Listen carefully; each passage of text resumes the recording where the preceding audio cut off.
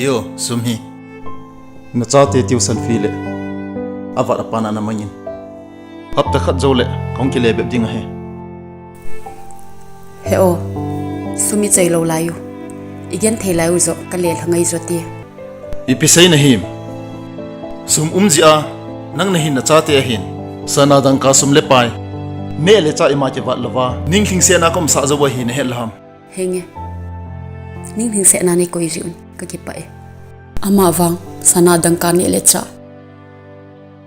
Ning thing se na ti chan pi nei koi zo diu ham. Ji sa ki ka a. Azinu ki pa na ding hi.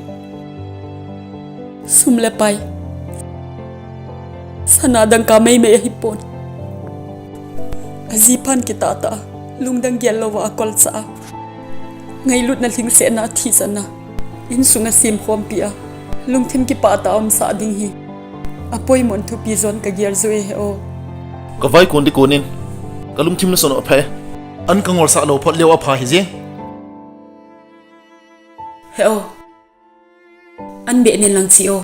Ka budu cha na yaw se baye. Na changin na kini ata.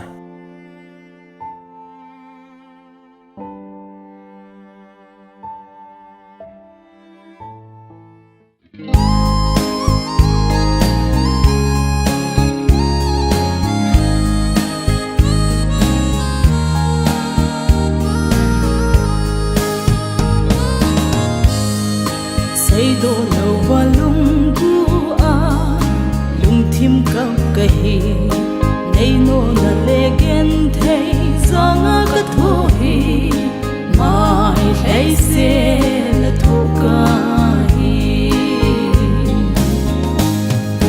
nei baby da da ka ka na ding gam sunga dia ka hin zot nahi